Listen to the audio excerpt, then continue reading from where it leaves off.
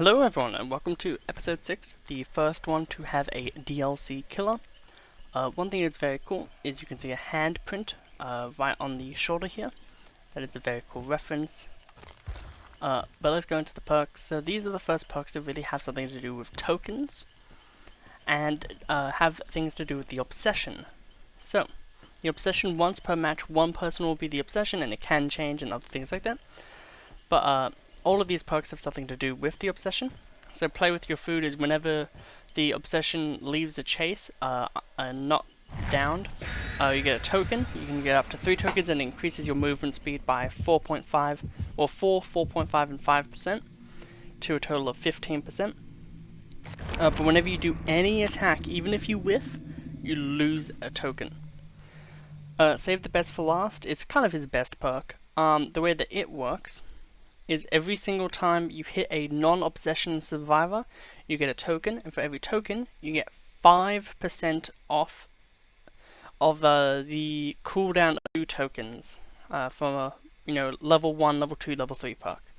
And the final one is Dying Light, which is the hardest to understand, but with my primitive knowledge, I believe it is every time you hook someone, everyone gets a penalty of 2, 2.5, and 3% on every action that isn't like a vaulting or dropping pallet type of action. And the obsession, however, gets a 33 increase to healing and unhooking speeds. So those are the perks. Now let's go into the power. So you start off the game at tier 1. Evil within tier 1, and that means that you're undetectable, meaning you have no tear radius, people cannot see your red stain, and you're undetectable by all means. You are a tall person though, so people can probably just see you from that. But let's talk about positives here. So, how do you get from Evil Within 2 to the higher tiers? Well, through stalking. So Michael Myers is a stealth stalking character. There's only 2 of them in the game, and he is sadly the worst of the 2. However, he's still very fun, very interesting. So as you can see right now, we could stalk them. However, with Michael Myers, the best way to stalk is just as close as humanly possible. And he is very intimidating and scary, but the way he works is there's tier 1, 2, and 3. Tier 1 is how you start the game. This loop is so annoying. I'm just going to leave them and go for other people. But tier 1, you're undetectable, you move slower, and you have a worse lunge. Your lunge is very bad. And in tier 2, you basically you graduate into a normal killer, with normal killer stats, except for your tear radius is now only 16 meters, so you have a better tear radius. Boom! And, oh, we can still go further. What's further than tier 2? I thought this character was all about getting to tier 2. No. So, when you get to tier 3, you get the ability to one-hit down everyone for a minute. Sadly, there is not a basement there. That would have been very good. However, there's a hook right here. So, we'll see 2 things happen. So, as you can see, the first perk, the middle perk, has 2 stacks. Meaning when we hit someone, we'll have 15% off the next one. And we have 1 token of Dying Light, meaning everything that everyone does except for the obsession is now slower. And we almost have Evil Within 3, because our meter is high. So what you want to do with Myers is when you're almost Evil Within 3, you want to keep tapping it a little bit. So then basically you a 1 tap away, 1 tiny little tap of the button, and then you'll get tier 3. So then you can just go up behind someone and then immediately just boom, tier 3, hit them, and then down them. Okay, so right now we're pretty much at the prime position of that, and you'll see why this character is very fun and why people really like playing as him. Oh damn. Jen's flying though.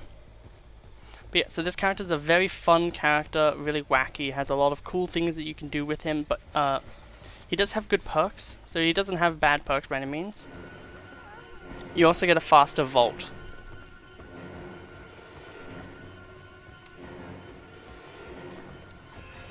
Get tier 3. Look at this vault. Pretty fast indeed.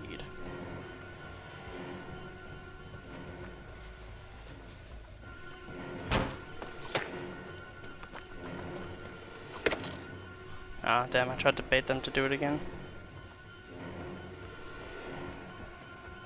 So you only have a minute of this form.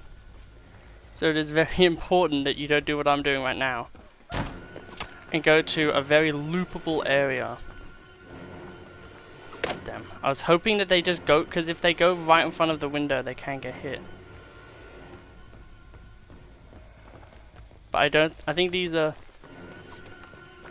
very good survivors, so they shouldn't fall for the bait. Unless, yes.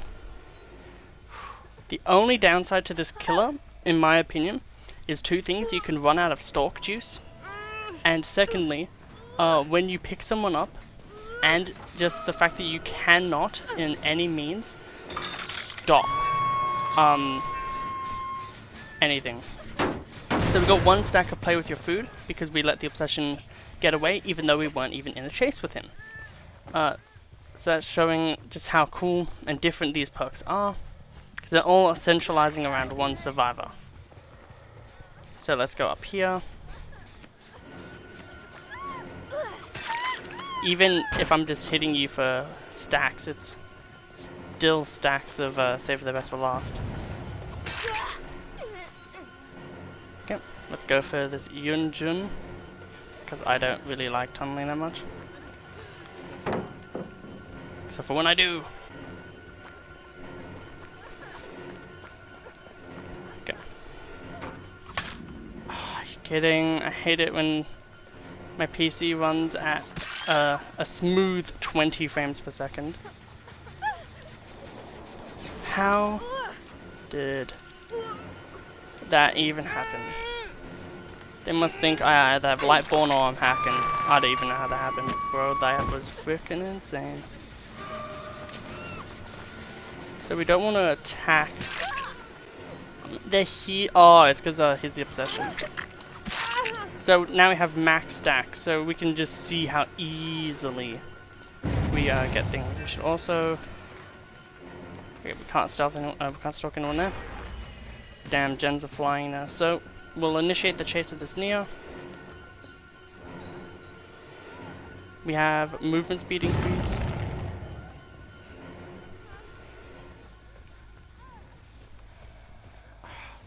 I hate it. All of these survivors are good and they know how to mind game and do this loop.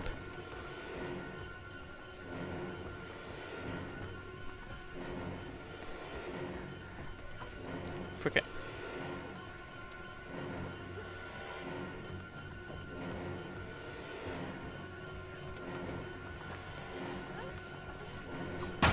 Yeah. It was nice and all, but yeah.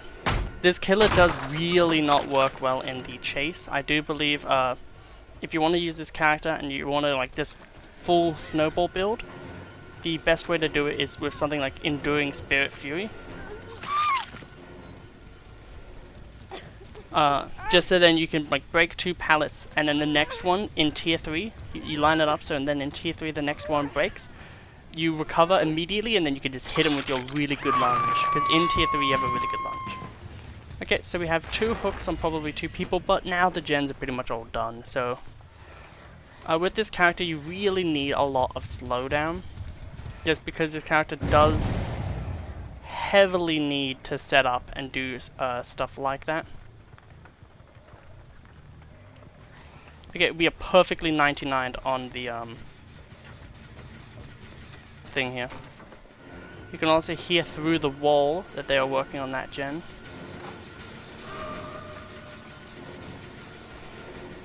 So we'll let him get away. And then the way we're going to play this is because we have more speed. Oh, they just vaulted, okay. Is now we're just going to try to M1 and kill this Feng Min. So this character can be very daunting, very scary, especially if you're playing against much newer survivors who don't really know the ins and outs of looping as much. Boom. Infectious Fright is also a really good perk on this killer, because if you do lose a character that you or a survivor that you just downed, you can really just be screwed over by that. But other things as well, like general good perks like barbecue and chili, other things like that. Things that just allow you to turn, you know, go from one survivor to another really easily, are also very good.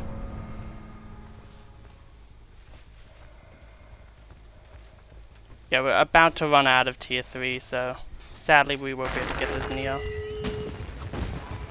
Oh, what? How? Oh, they did one on the other side of the map. I thought that legitimately that gen got done with no one on it, and I was like, what? But yeah, so we got to see, you know, some passive, people who weren't Ash Williams would have had a harder time doing gens, only slightly though, it's not high enough for it to really matter at all. But with the speed boost, we got to see that in full effect, the, you know, the ins and out, like how good and bad it can be. We also got to see the save the best for last has been the most prolific, and it is the best perk of his, and you can really tell why, is just because you can just hit down, you know, like hit and just keep going with the chase, and you don't have to stop a lot. Don't know why you're being annoying about this. Use Mori.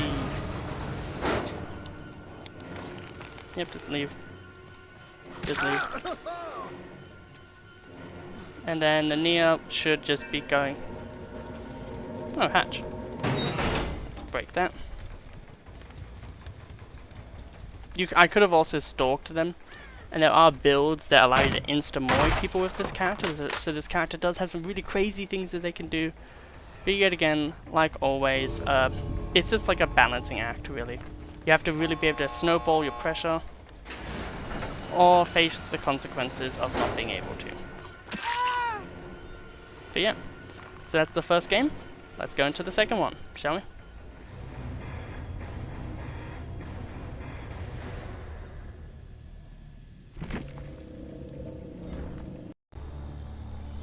Hello everyone, and welcome to the second part of the, you know, should you buy the Halloween chapter.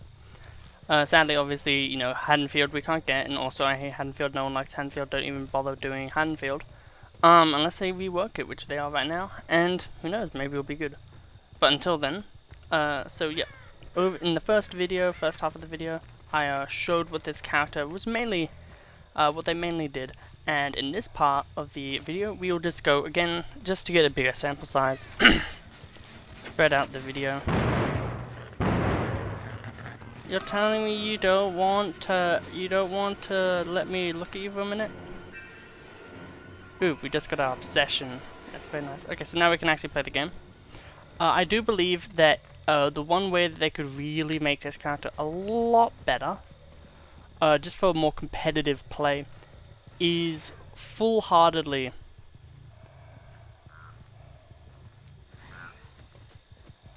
kill him.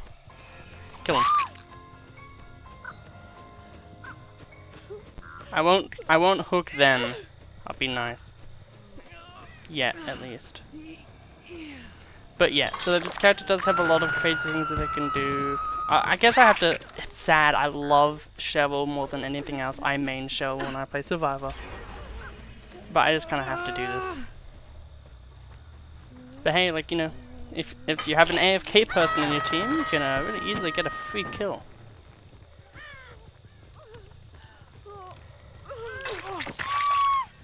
You seriously gonna? Oh. Okay.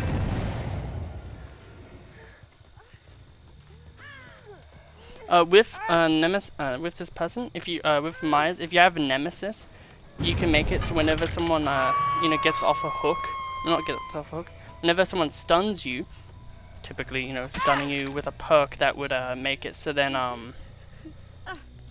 like, you know, if someone were to stun you, they become the obsession, and then they'll probably leave the chase, and then play with your food activates, and then allows you to get a token for free. So for right now, we'll stay in this little area for a bit. I guess I'll break this totem, just so then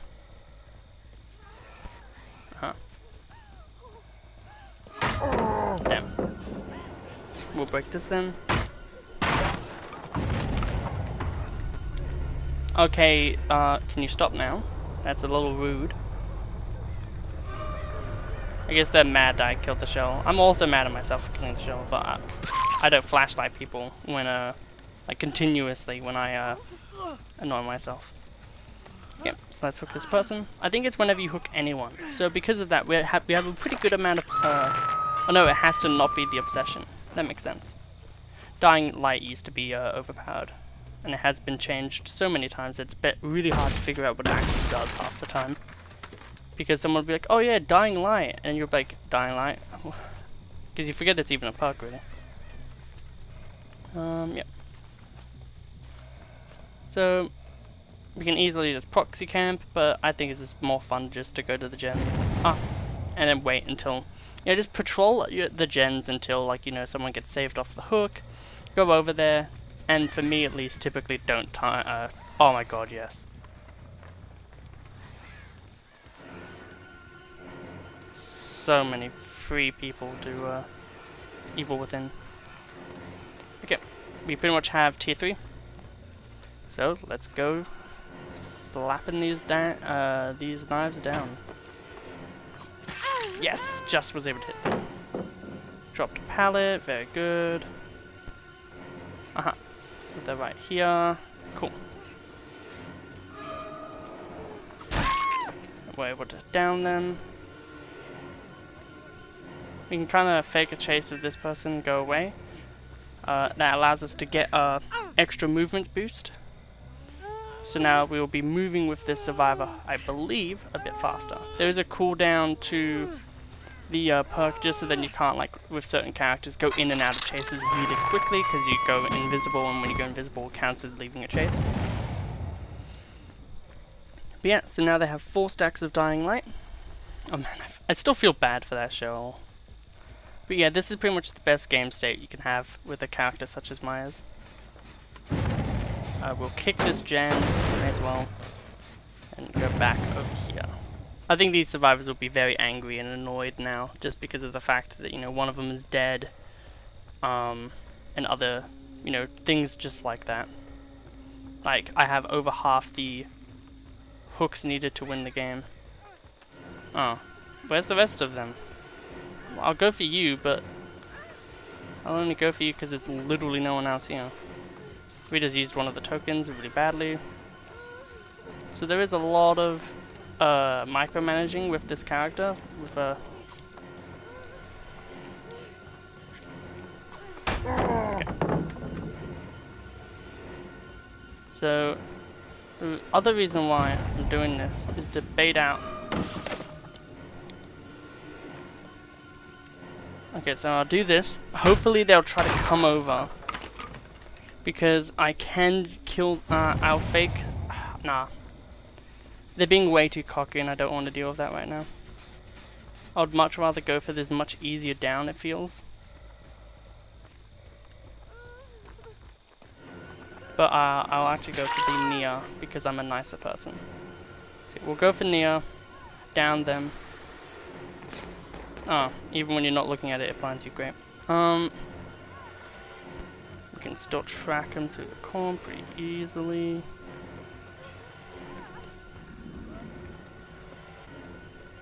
I honestly 100% thought that they were just gonna run through drop pallet.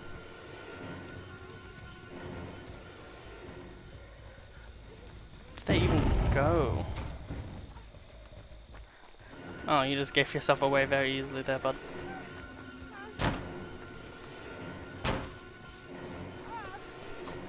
Double vaulting is never good. There we go. Gotcha. And let's bait. Look around. Okay, then pick up. Because there's someone with a flashlight, so you want to make sure that there's just no one really close by that can mess up. See, look, they're right here.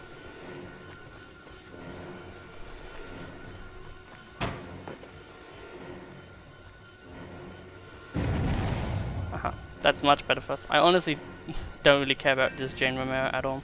The only thing I care about with them is getting the speed boost from Play With Your Food. Because getting that does really help.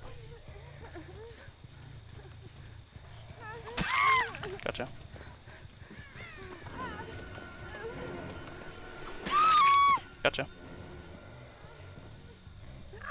Yeah. You gotta be very careful against killers, because they can just easily, you know, do some pretty crazy things. So, oh, unfortunate. This person's just a bully squad incarnate, huh? Come on.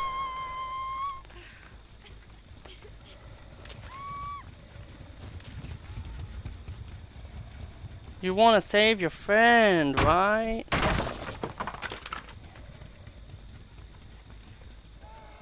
You know, it'd be mean to leave your friend to die. But yeah, this is like how a game goes when you're actually able to really get advantage. And now it just comes down to which one of us can find the hatch first. Or if I can find them. I found them. Oh, so I can't actually stalk them in that power. That's so weird.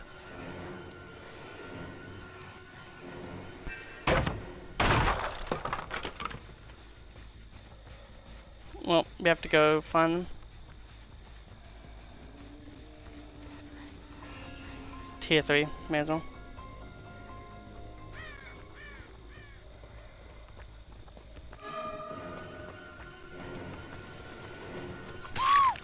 Weird of you to go over here, but okay. Oh wait. Even better.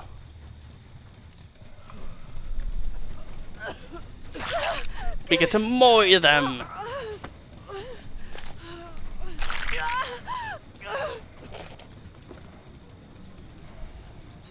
You're finished. And yeah, that is Michael Myers. I hope you... And well, let's get into how I feel about the character next. So, would you look at that game? That was a pretty good one, huh? And we also got to use a Cypress Momentum Mori, not something you usually get to do. We did have an AFK though, which was very unfortunate. But, yeah, so let's talk about the perks, and let's talk about if the character is good to buy. It should also be stated that the survivor you get by buying this chapter is Laurie Strode, who has the perk DS, meaning Decisive Strike, which is one of the best perks in the entire game. So maybe if you want to play survivor, you know, this chapter is good. It has a fun killer that's more fun over form, a bit outdated, but hey, they may update the character and make him a lot better. But maybe you really liked the gameplay you saw and thought that, you know, you could adapt on it and do some more cool things. But yeah, so let's talk about the perks, shall we? So, save the best for last. Very good perk. You can use it on anyone. You can even use it on M1 killers, because, you know, like, you can just, in the best scenario, you down the obsession at the start of the game, you hook them, and then you go and hit other people, and then every single time the obsession gets off the hook, you kind of just try to immediately hit them off the hook, lose only 2 tokens in level 3, and then hook them back, and then do that, like, you know, and then try to get all 8 tokens, and then do that again to them, and then you end the game with a 30% faster, you know, recovery from your M1, which is very good. Play with your food is the next perk you'll unlock at level 35, and you get a 5% increase up to 15, but performing any attack spends one of the tokens. For some characters like Deathslinger, this is terrible because shooting your gun and then M1ing them both count as a special attack and then a basic attack, meaning in one interaction you lost 2 stacks. But for most other characters, it's like a pretty good one, and it also has the cool thing with Myers, where in tier 3, his hand will be open like this, but he will have his knife up, meaning when you're using something like a tombstone piece, which allows you to Mori someone, just kill them immediately, which is one of the strongest things that this character can do, and it is something he can do. He has 2 add-ons to do it, and they are crazy good. But if you have 3 stacks of play with your food, his hand will be closed, so they don't even know that you have it. It is crazy. But for some more other characters, it's like, eh. I feel like it's a really hard micromanaged perk to use, but you can use it well. And Dying Light.